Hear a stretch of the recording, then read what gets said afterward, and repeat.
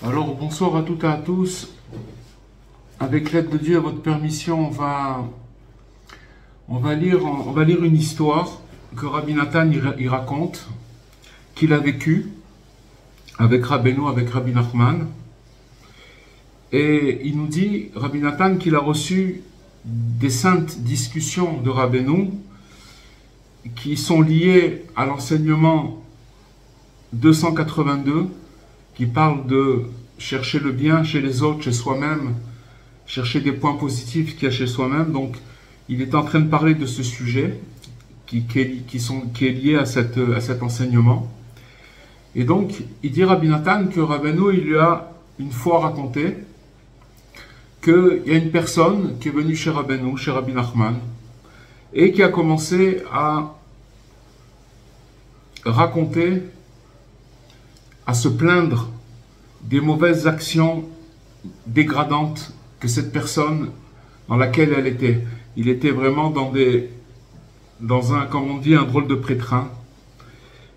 Parce que cet homme-là, qui est venu voir Rabbeinu, il cherchait véritablement à se rapprocher de Dieu et de sortir de ses mauvaises actions.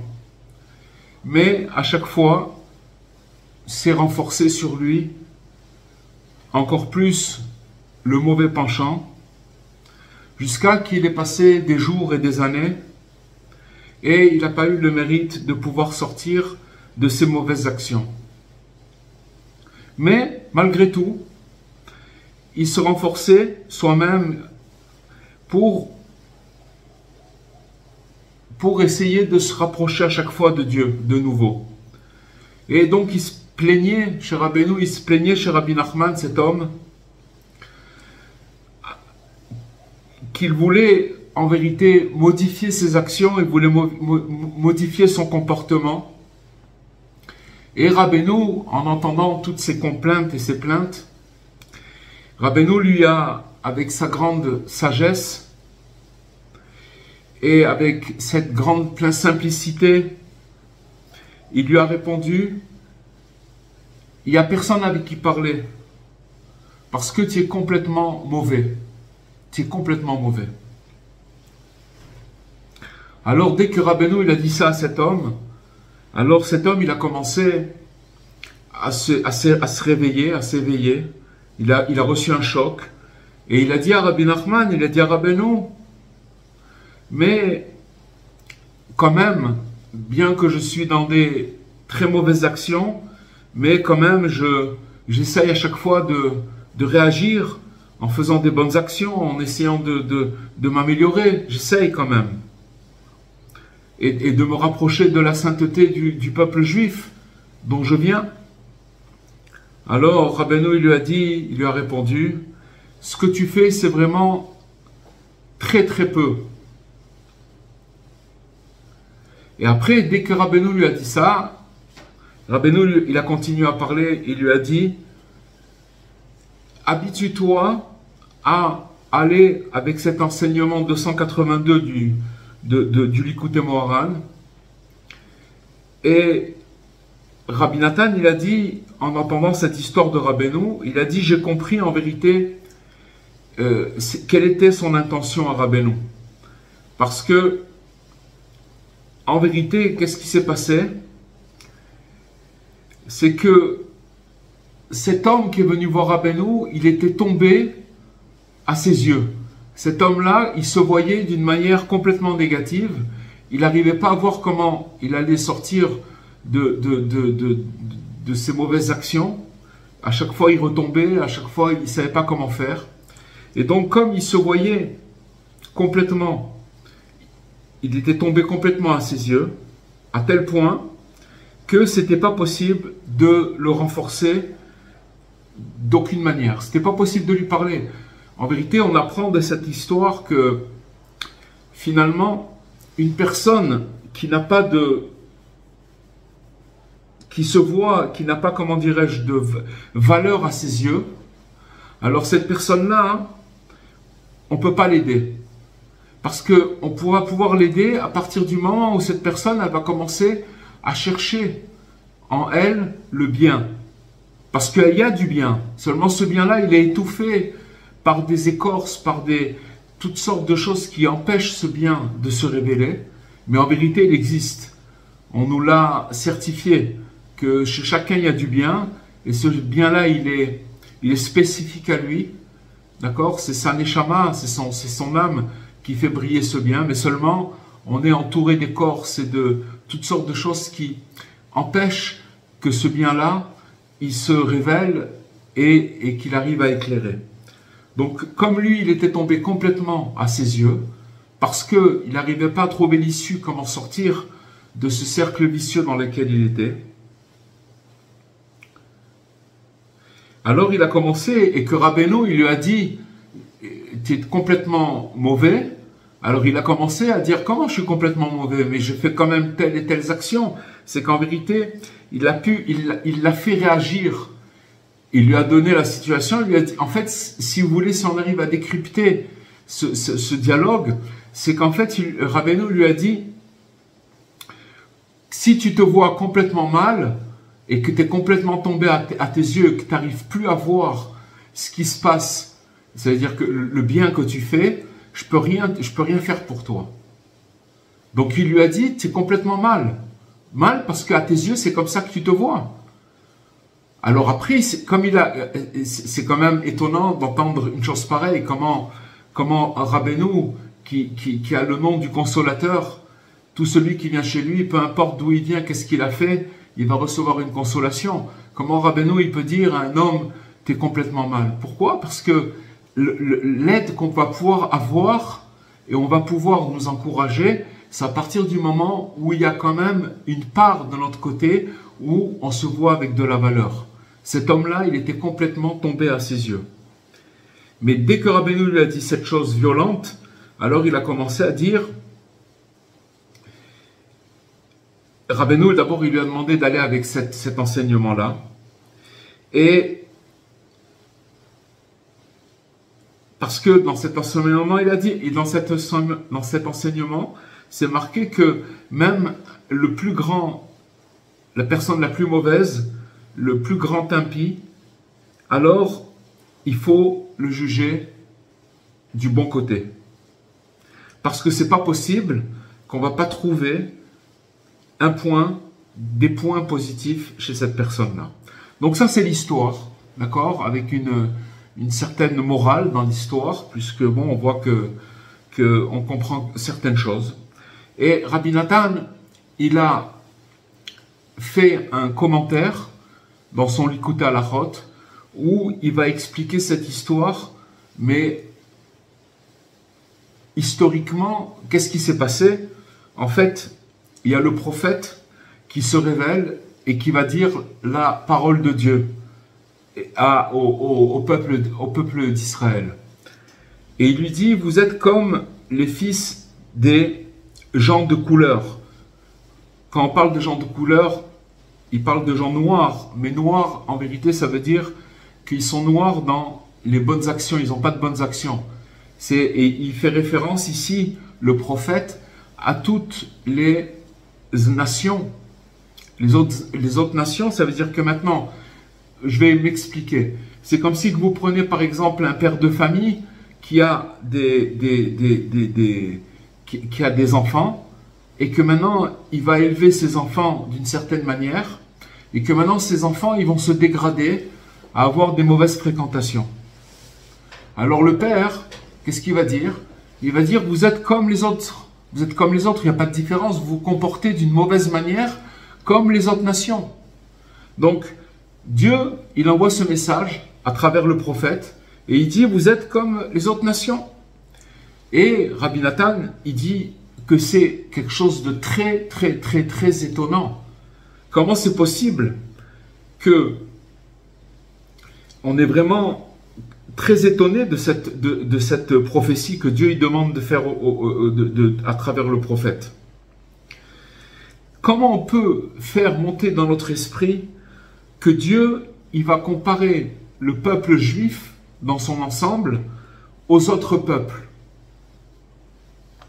Puisqu'il nous a déjà choisis, il nous a choisis, il a voulu, il est parti dans tous les autres peuples, il a proposé la Torah, après, à la fin, il est venu chez le peuple juif, et il leur a dit, et ils ont dit d'accord, on accepte, sans condition, on accepte. Tout ce qui est marqué dans ta Torah, on accepte tout ce que tu marques. Donc comment c'est possible que Dieu il a choisi ce peuple, et que maintenant, il va les comparer à d'autres nations? Et en plus de ça, il y a encore une question encore plus forte qui renforce ce qu'on est en train de dire, c'est que il nous a promis, Dieu, de jamais nous laisser tomber, jamais, et qu'il ne va pas nous échanger. C'est pas que maintenant si on se comporte mal, alors on va dire allez vous êtes plus mes enfants, je vais prendre un autre peuple. Non, il a promis de jamais nous échanger, nous remplacer et qui nous quittera jamais, il nous laissera jamais tomber. Comme c'est marqué dans beaucoup d'endroits, dans les prophéties, dans la Torah, dans tous les écrits, c'est sans compter, il y a beaucoup d'endroits où c'est relaté que Dieu il nous laissera jamais tomber et il nous remplacera pas. Donc, comment il peut dire une chose pareille? C'est comme si que maintenant vous avez des parents qui renient leurs enfants. Non, c'est plus notre enfant, c'est fini, c'est terminé. Comment c'est possible? C'est impossible. C'est un cas extrême, c'est pas possible.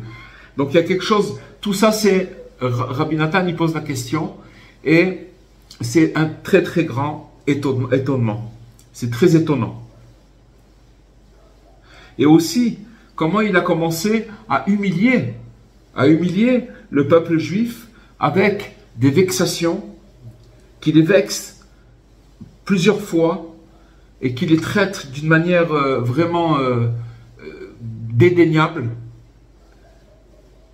En vérité, il nous dit Rabbi Nathan que tout ça c'est pour le bien. Pourquoi? Parce que quand il fait ça, Dieu, avec ça, il va pouvoir apprendre, il va pouvoir faire un raisonnement et trouver des mérites dans le peuple juif. On va expliquer. Pour qu'il puisse revenir vers Dieu véritablement. Donc en vérité, c'est un stratagème. Il nous explique Rabbi Nathan qu'est-ce qu'il fait Dieu. D'abord, il commence à voir le comportement et il veut faire une réprimande à son peuple élu. Donc il envoie le prophète et le prophète il dit, voilà Dieu ce qu'il m'a dit de vous dire, que vous êtes comme les autres nations. Alors il nous dit ici Rabbi Nathan qu'en vérité, il est étonné. Il pose plusieurs questions. Pourquoi? Alors qu'il nous a promis de ne pas nous laisser tomber et qu'il ne nous changerait jamais, il ne nous remplacerait jamais. Donc c'est vraiment quelque chose de très étonnant. Mais il nous explique, Rabbi Nathan, qu'en vérité, quand Dieu il fait ça pour le bien et pour arriver à nous faire passer dans l'endroit où on est maintenant, c'est-à-dire dans la rigueur, c'est-à-dire qu'on est complètement, puisque, si vous voulez, nous-mêmes, il faut toujours se rappeler de l'histoire du début. Là, c'est déjà un développement. Mais en vérité, toute l'histoire du début, c'est que Rabbeinu, quand la personne est venue voir Rabbeinu, elle se voyait complètement, elle était abaissée. Elle n'avait pas de valeur à ses yeux. Donc, quand le peuple juif, il n'a plus de valeur à ses yeux, qu'il n'arrive plus à avoir sa valeur, Dieu, il est obligé de les humilier, de leur faire des vexations, pour trouver dans leur comportement des valeurs, quelque chose qui rattrape.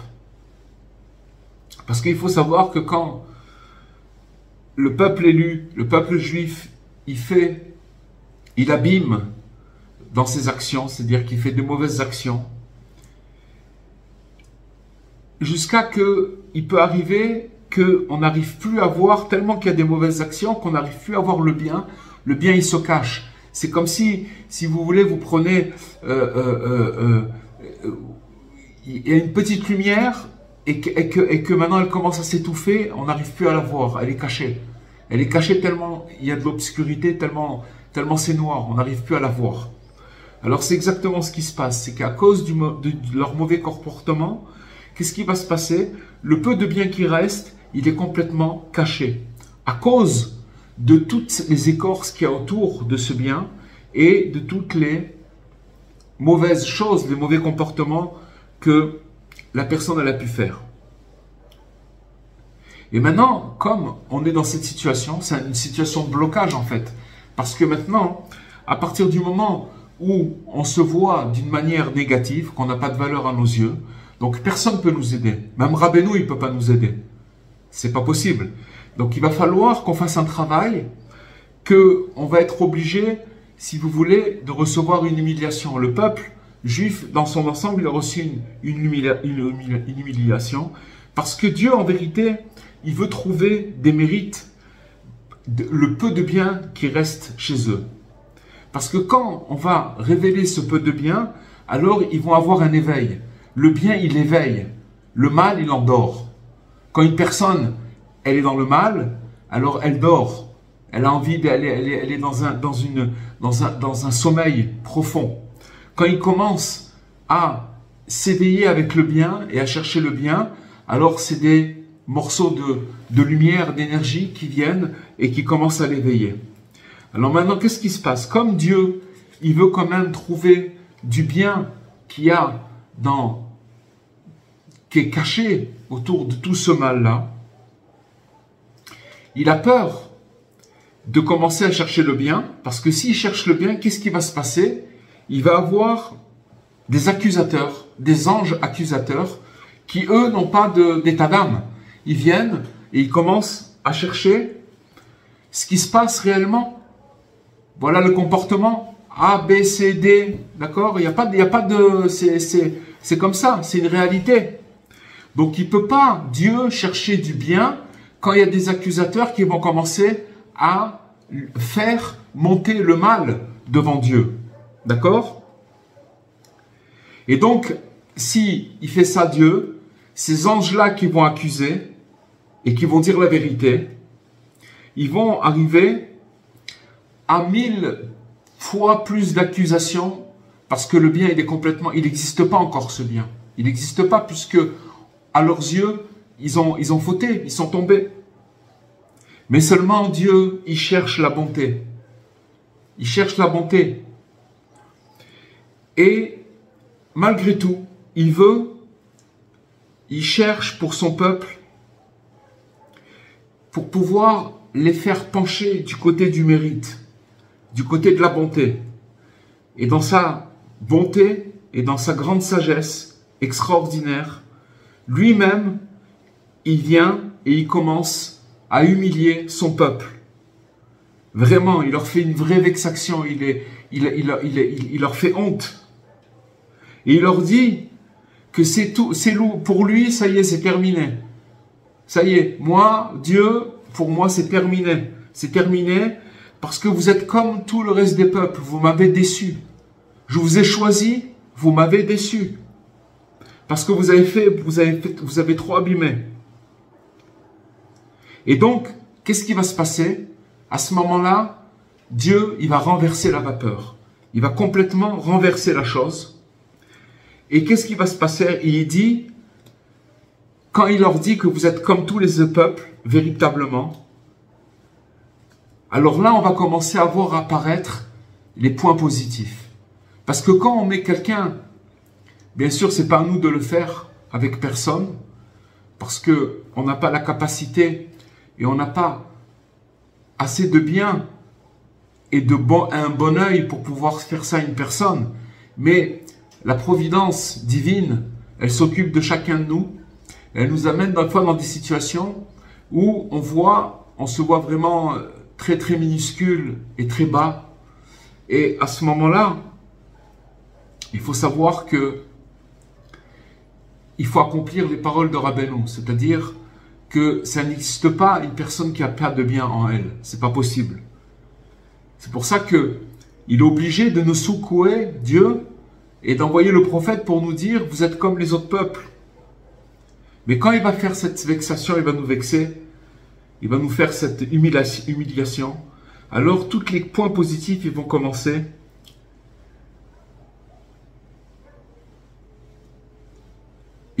à apparaître.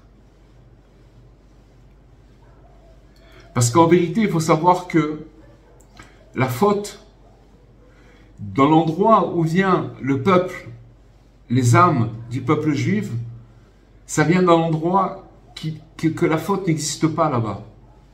Donc quand on descend dans ce monde et qu'on tombe dans la boue, en vérité, on n'a rien à voir avec cette boue. Parce que par rapport à l'âme qu'on a reçue, ça n'a rien à voir. Donc ça veut dire que c'est une chute vertigineuse. Donc, mais on n'a rien à voir avec cette chose-là. C'est-à-dire que ce n'est pas notre élément. Il peut y avoir des personnes que leur élément, alors ils sont dans un élément du mal, mais ils ne le voient pas. Mais l'âme sainte que Dieu nous a donnée, elle n'a rien à voir avec le péché.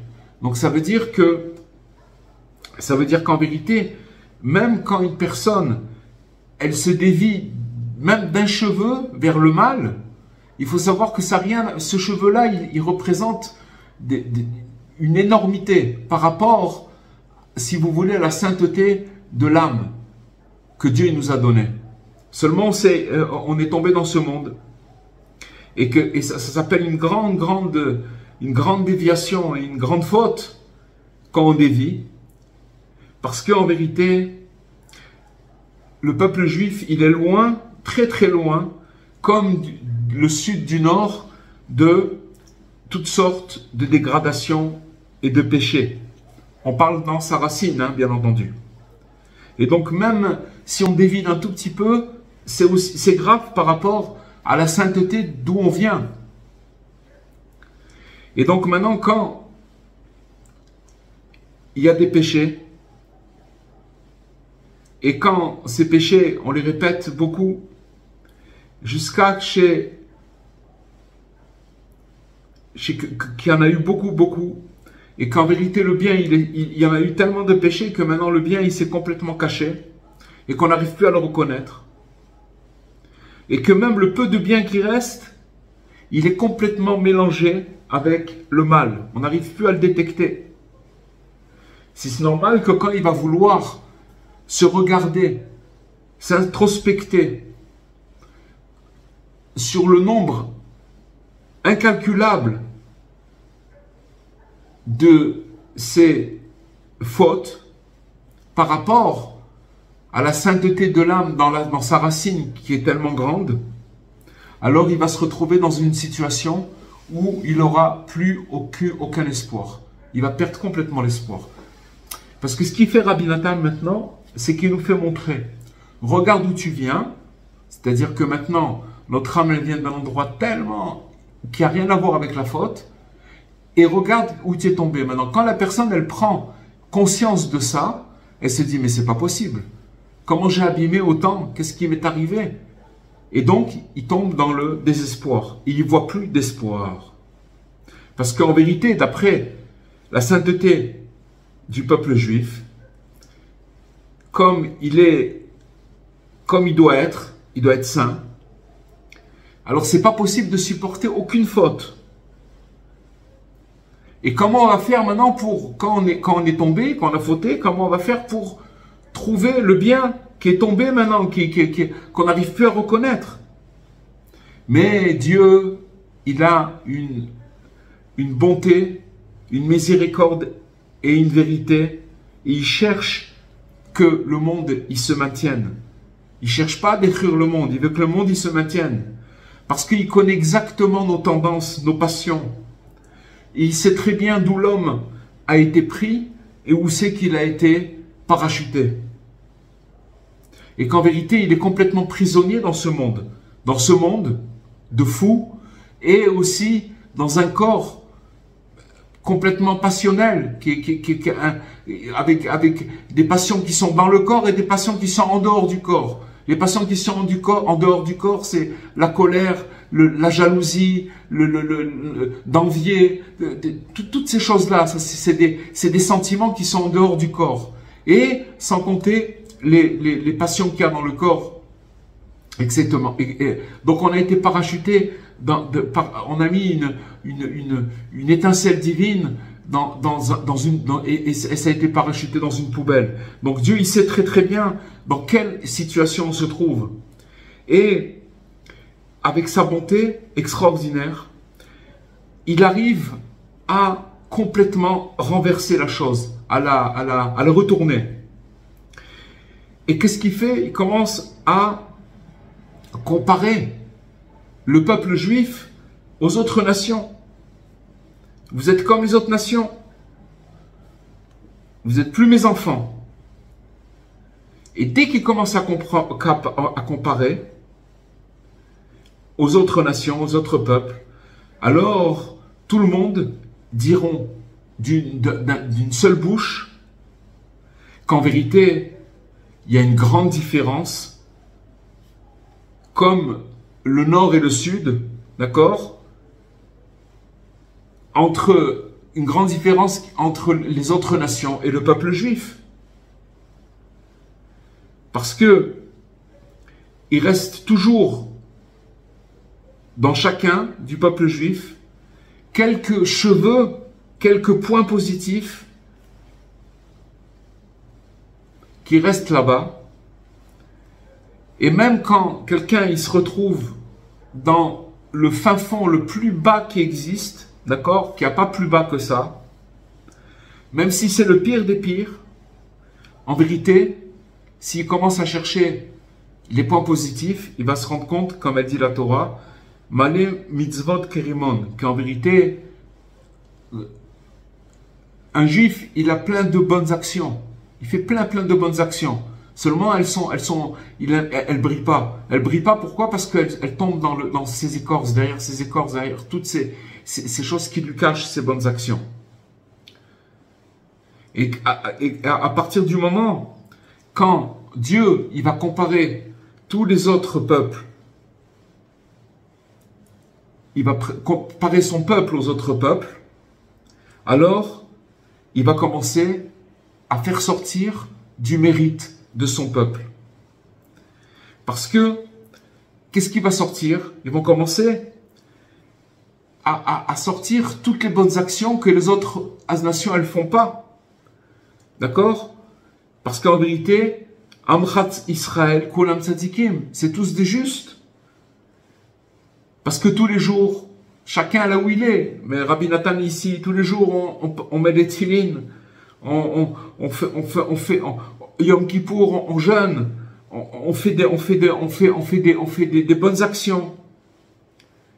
D'accord? Donc, en nous faisant cette humiliation, en vérité, ce qui va sortir de ça, c'est en vérité quelque chose des louanges pour le peuple, puisque maintenant, ils vont réagir comme dans l'histoire qu'on a racontée tout à l'heure, c'est-à-dire que Rabbeinu, comme il a vu que cette personne qui est venue le voir, elle n'avait pas de valeur à ses yeux, à partir de ce moment-là, il lui a dit « je peux pas t'aider ». Et quand il lui a dit « je peux pas t'aider parce que tu es complètement mal, mauvais », alors à partir de ce moment, cette personne, elle a commencé à réagir « mais attends, Rabbeinu, je fais telle et telle chose, je fais ma bénédiction avant de manger, je m'isole pour parler avec Dieu, je fais tikkun klali, voilà, ce peu de bien-là, tu le reconnais, alors tu as de l'espoir. Ça veut dire que maintenant, tu as commencé à voir que tu as du bien. Et si tu as vu que tu as du bien, alors on peut te réparer, c'est possible. Donc ça, en vérité, ce qu'on a appris ce soir, c'est quelque chose de fondamental, les amis. Parce que, on voit, il dit Rabbi Nathan, que même si la personne, elle est comme elle est, le peuple juif, il est comme il est, en vérité, il y a plein de points positifs qui sont comme des cheveux. D'accord? Ils sont petits, ils sont que des cheveux. Et parce qu'à chaque fois que une personne, elle va fauter, c'est quoi le bon cheveu? C'est quoi la bonne chose qu'il y a dedans? C'est qu'il va regretter. Et quand il regrette, alors il va essayer de se rattraper. Et après il retombe, il va essayer de se rattraper. Mais il lâche pas. Il lâche pas parce qu'à chaque fois il revient vers Hachem. Parce qu'il essaye de réessayer encore une fois. Et tout ça, ça a une grande valeur aux yeux de Dieu. Et grâce à ce comportement, qu'on lâche pas, que malgré tout, alors Hachem, il aura pitié de nous et il va amener la rédemption complète avec le Messie, notre Saint Messie que nous attendons. Alors maintenant, pour terminer, tout ce qu'on a dit maintenant, c'est valable pour chacun de nous. C'est-à-dire que maintenant, il faut bien comprendre ce qu'on a étudié ce soir. Quand une personne, elle voit que ses actions, elles ne sont pas très reluisantes, d'accord, du tout, alors il doit complètement renverser la chose. Ok, il commence à s'introspecter, il commence à voir ce qui se passe avec lui. Comme on dit, il voit le mauvais côté, il voit la chose du mauvais côté. Parce que ce qu'il doit voir en vérité, comme il se voit du mauvais côté, il n'a plus de valeur à ses yeux et il a l'impression que c'est le pire des pires. Et que le mauvais, il est très fort à gripper à lui. Alors, il nous dit Rabbi Nathan, il doit dans la profondeur de sa nullité, il doit chercher là-bas des points positifs. Et grâce à ces points positifs, sachez les amis que c'est pas du tout c'est quelque chose de très très profond ce qu'on est en train d'étudier. Parce que finalement, une personne, quand elle est coincée dans une situation avec elle-même ou avec une personne, peu importe quelle situation, et qu'à la fin, ce qui va sortir de cette situation, c'est que la personne, elle a un mauvais regard sur elle-même, c'est-à-dire qu'elle n'arrive pas à voir le bien qu'il y a chez elle. Alors cette personne-là ne peut pas être aidée. Et là, pour être aidée, Rabbeinu, il nous donne un conseil. Il nous dit, cherchez que le bien. Cherchez que le bien, parce que de toutes les façons, dans le monde dans lequel on a été parachuté, très très bas, un monde de fous, un monde de dépravation, il n'y a plus rien de vrai. Dans ce monde-là, et avec nos problèmes personnels que chacun, puisque comme il dit, on a été parachuté, on vient d'un endroit tellement élevé, et on se retrouve dans une jungle. Donc Dieu, il connaît exactement, il sait exactement qu'est-ce qu'on passe, mais il nous dit, tu as un travail à faire. Le travail, c'est que si tu as envie de vivre, et si tu as envie de faire briller les points positifs, tu as intérêt, même s'ils sont tout petits, tu as intérêt à les voir, à les reconnaître. Parce qu'à partir du moment que tu vois un petit point positif, il faut savoir que ce point positif, il est éternel. Même s'il n'est pas grand, mais il est éternel. Alors que tout le mauvais côté, c'est quelque chose qui va disparaître. C'est pas quelque chose qui va rester dans le temps. Le mauvais, il se désintègre. Il n'y a rien qui reste. Tout va disparaître. Après 120 ans, on doit partir et puis tout ce qui est mauvais, ça va être nettoyé. Et après, ce qui va rester, c'est que le bien. Donc ça veut dire que quand dans ce monde d'obscurité, on commence, puisqu'on est attaqué sans arrêt par nos pensées, par notre point de vue, comment on se voit personnellement, quand on va commencer à chercher le bien, et grâce à Dieu, il y en a beaucoup, il y en a beaucoup, il y en a énormément. Il faut être conscient que quand on fait des choses, il faut être conscient qu'on les fait, qu'on est en train de faire du bien. Ça s'appelle être présent avec soi-même. Que comme maintenant, qu'est-ce que je fais maintenant? Ah, je travaille. Mais pourquoi je travaille? Pourquoi je travaille? Je travaille pour que je vais manger. Quand je vais manger, je vais faire des bénédictions. Avec mon argent, je vais pouvoir aider des gens. Ça veut dire que tout son travail, il se transforme en bien. Alors, il va commencer à recevoir un éclairage. Il va commencer à recevoir de la vitalité. Un petit point positif, il va repousser toute l'obscurité. Donc, c'est ça le message de Rabbeinu. On l'a vu sous différentes formes. Là, comme Rabbi Nathan, il nous l'a amené.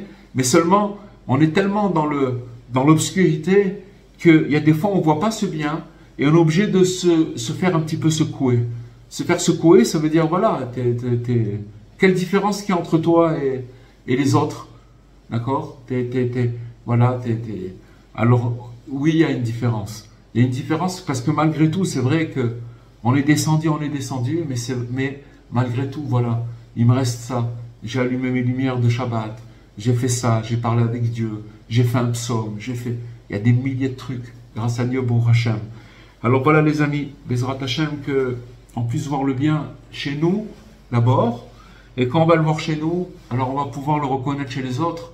Et Rabbeinu, il nous promet qu'une personne qui va voir le bien partout, il va amener, c'est que de cette manière-là qu'on peut revenir vers Dieu. Il n'y a pas une autre manière. C'est que de cette manière-là. Parce que si c'est pas cette manière-là, ça veut dire qu'on voit ce qu'il y a de tordu, et ce qu'il y a de tordu, ça n'a rien à voir avec Dieu. C'est parce qu'il faut changer de lunettes, tout simplement. Il faut changer de lunettes et commencer véritablement à avoir pitié de nous-mêmes. Pitié de nous-mêmes, ça veut dire de se rappeler que on a plein de biens, on a plein de bonnes actions, et de se réjouir et de remercier Hachem et de dire mais regarde ce que j'ai fait, tac, tac, tac. Comme une personne, je vous donne un exemple, imaginez une personne qui était très riche, d'accord, et que maintenant elle va perdre de l'argent. Mais après, même si elle est dans la difficulté, mais alors finalement, il avait acheté à l'époque où il avait de l'argent, il avait acheté un petit studio. Et ce petit studio-là, c'est vrai que par rapport à la fortune qu'il avait, mais il y aurait ce petit truc. Et ce petit studio-là, il le loue. Et ça lui rapporte un petit revenu. Et il avait aussi des parts dans une petite supérette. Et voilà, parce qu'il lui reste des... Mais s'il tombe dans l'obscurité et qu'il perd espoir, même ça, il ne pourra pas le voir. Parce qu'il sera tellement démoralisé qu'il va perdre complètement l'espoir. Voilà, Bezrat Hashem, que Hashem nous donne les forces de voir le bien en nous et chez les autres aussi. Et Bezrat Hashem, c'est ça qui va amener la paix dans le monde. Et c'est comme ça que Mashiach va se dévoiler. Voilà les amis. Si vous avez des questions. Moi j'ai une question, Rav Sidora. Bonsoir. Bonsoir Dora. Le fait de se dire il y a des bonnes choses en moi, j'ai ces qualités de joie, c'est pas un genre d'orgueil quand même? Non. L'orgueil, c'est quand on se prend pour qui on n'est pas. Parce qu'on croit qu'on est une autre personne. Et en général, quand on s'enorgueillit, c'est de la sottise. Alors que ce dont on est en train de parler maintenant, c'est de vraiment scruter et chercher des vraies valeurs. Et ça, c'est vrai. Ça, c'est immuable. C'est pas des choses... Et c'est pour ça que ça demande un travail. C'est pour ça que dans l'enseignement 282, alors, Rabbeinu, il dit là-bas qu'il faut chercher, demander et trouver. Chercher, ça veut dire d'abord d'être persuadé qu'il y a du bien en moi, puisqu'on a une affirmation que on est plein de bonnes actions comme des grenades. Ça veut dire qu'on a plein de bonnes actions. Donc ça, il faut le savoir, qu'on a oui du bien en nous. Mais après, le savoir, ça suffit pas. Il faut demander. Demander quoi? Demander à Dieu. Dieu, révèle-moi les points positifs qui sont chez moi. Et ça, c'est quelque chose qu'il n'y a pas besoin. On peut pas avoir d'orgueil. On a de l'orgueil.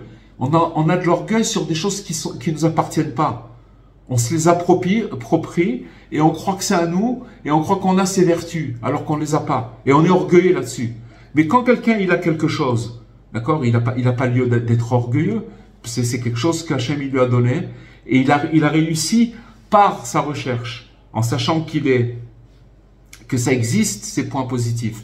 Après il a prié.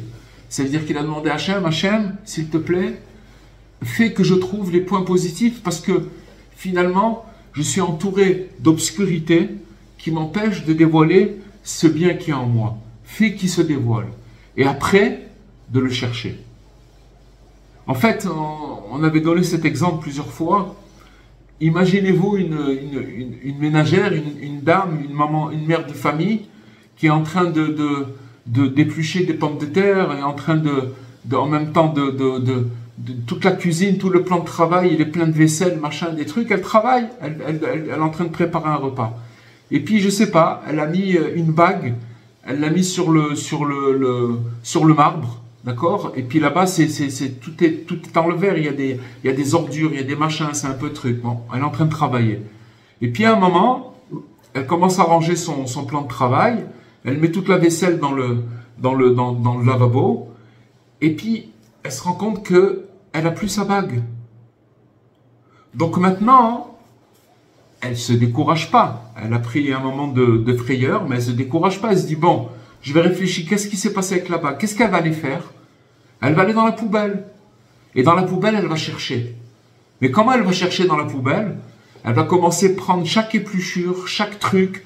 Elle va regarder jusqu'à qu'elle va trouver la bague, parce qu'elle sait qu'elle est là-bas. Et quand elle l'a trouvée, mais elle est partie la chercher dans les méandres de l'obscurité. C'est là-bas qu'elle est partie chercher. Parce que, n'oubliez pas que dans l'histoire qu'on a racontée tout à l'heure, au début du cours, c'est que la personne qui est venue voir Rabbeinu, elle se plaignait de ses mauvaises actions, et Rabbeinu l'a repoussée, il lui a dit, je peux pas t'aider, je peux rien te dire, il n'y a pas avec qui parler parce que tu es tout complètement mal, parce qu'il se voyait complètement mal, il avait pas de valeur à ses yeux. Donc, c'est ça le travail, c'est-à-dire que le travail, et c'est ça la guérison, c'est de commencer à s'habituer à chercher chez nous véritablement des points positifs, et c'est pas du tout de l'orgueil, parce qu'ils sont, c'est là, voilà, c'est là.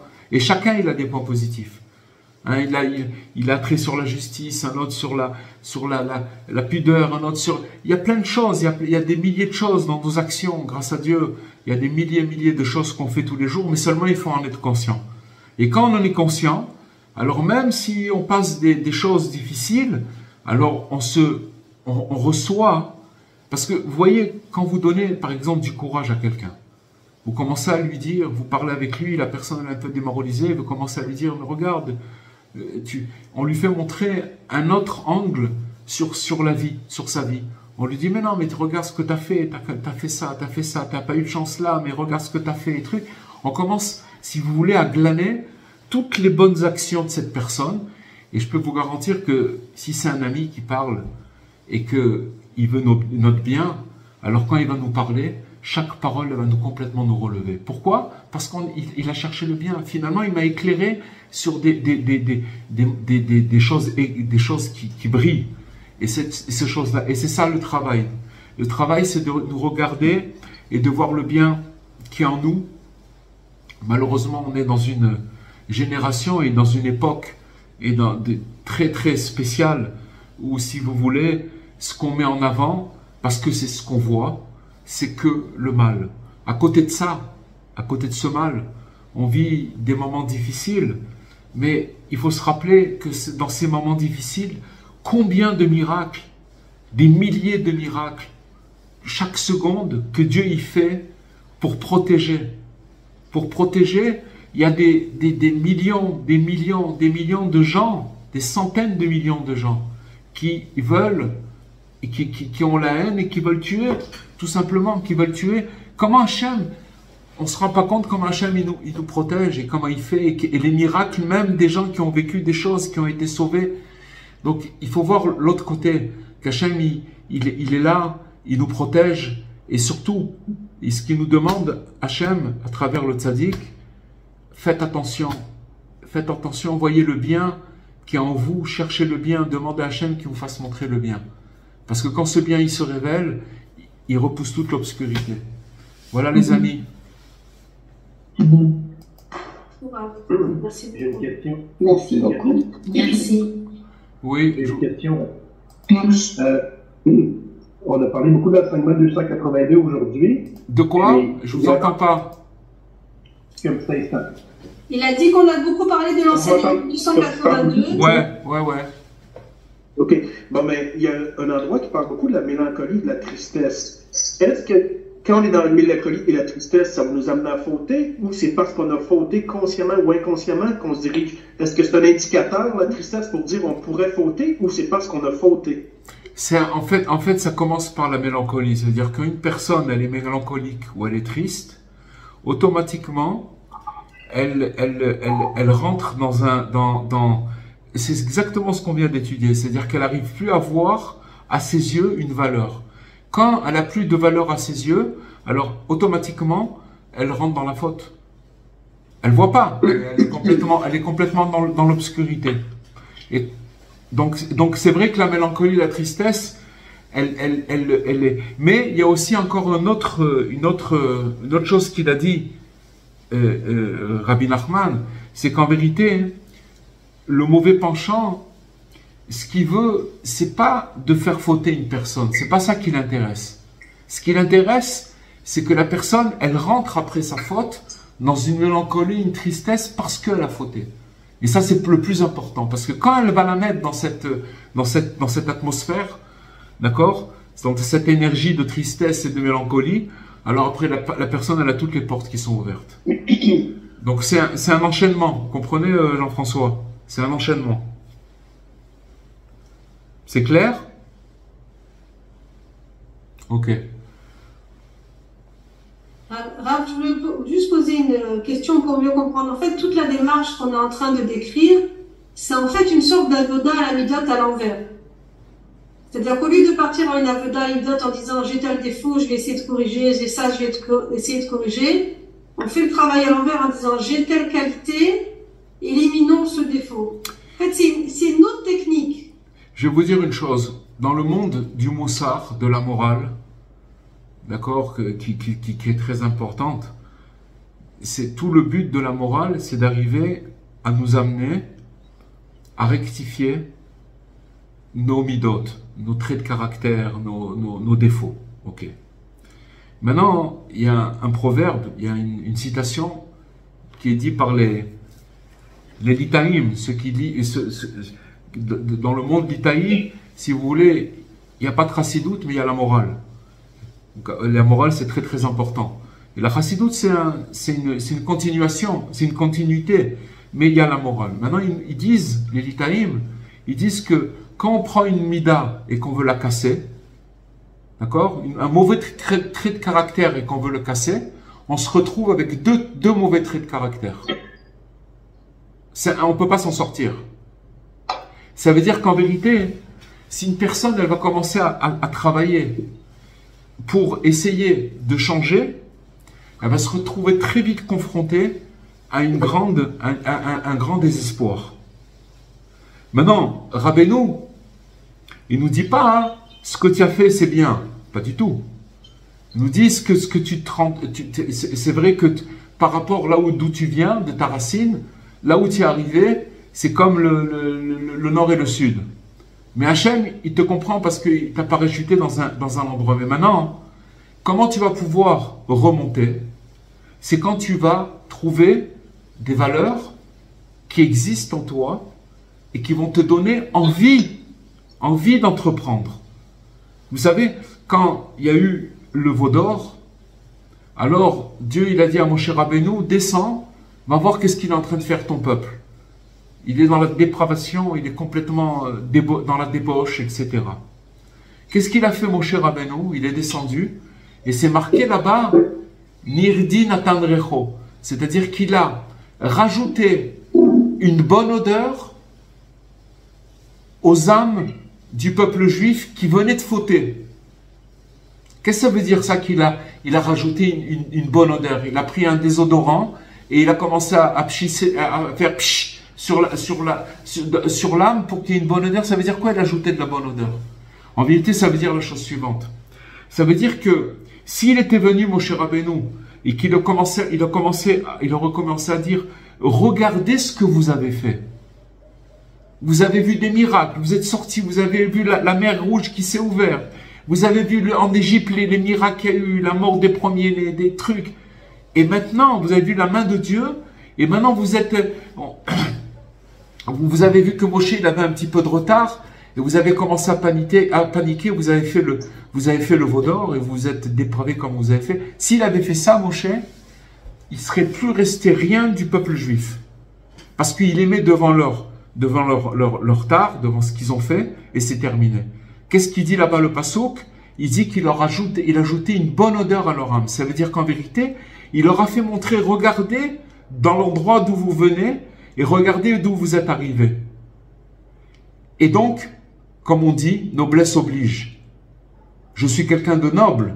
Si je suis quelqu'un de noble, comment je peux me comporter comme quelqu'un de méprisable? Comment c'est possible? Donc il les a rattrapés en leur donnant une bonne odeur et il les a remontés. Et c'est ça le point positif. Alors, quand vous dites qu'on fait une espèce de travail à l'envers, c'est pas qu'il est à l'envers, c'est ça le travail. Parce que dans ce monde-là, si on va voir que, comme on dit en hébreu, la bicorette, on va chercher une personne, on va chercher les poux à la personne. Qu'est-ce qui se passe? Est-ce qu'il est irréprochable? Est-ce qu'il va comme ça? Est-ce qu'il truc et tout? On va pas chercher le bien. Alors que Rabbeinu, il parle de chercher le bien. Et sachez que ça, de chercher le bien, c'est ce qui va faire Mashiach, c'est ce qui va faire le Messie. Le peuple juif à l'époque de Salomon, de Shlomo Ameler, il était reconnu, il était vu comme un phare qui éclairait l'humanité entière. Pourquoi? Parce que c'est ça le but du peuple juif. Le but du peuple juif, c'est qu'il doit être un phare. Il doit donner envie aux autres nations. Il doit être admiré par la sagesse, par son comportement, par son équité, par tout ça. C'est ça qui doit...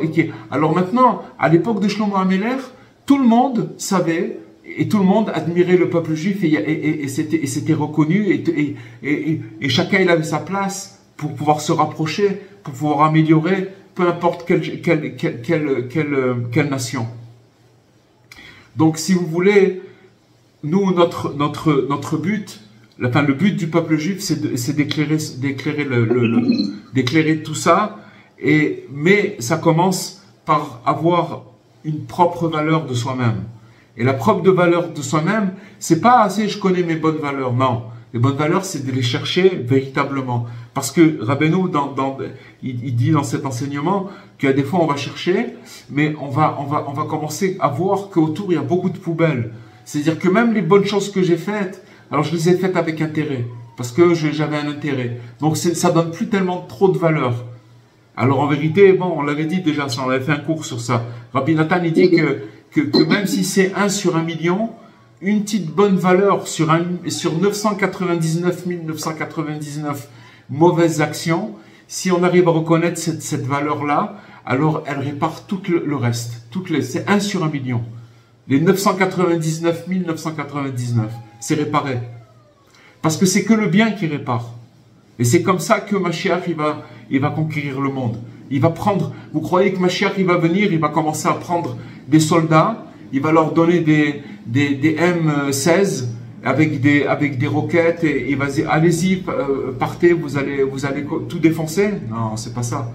Mashiach, il va parler et avec sa bouche, il va faire comprendre, il va amener une sagesse à tout le monde va comprendre. Il va libérer tout le monde. Alors voilà, Bezrat Hashem. Mais en tout cas, les prémices, comme il a dit Rabbeinu, moi on m'écoute pas, mais Mashiach on va l'écouter, mais ce sera exactement c'est ça les enseignements. Maintenant, celui qui veut goûter un petit peu et qui veut commencer à vivre et à chercher le bien, à avoir la lumière, le bien, alors il a intérêt vraiment à chercher chez lui-même et voilà les amis. Merci beaucoup, Une bonne fin de semaine. Et que du bien à toi. Soyez bénis, Bezrat Hashem. À très bientôt. Au revoir.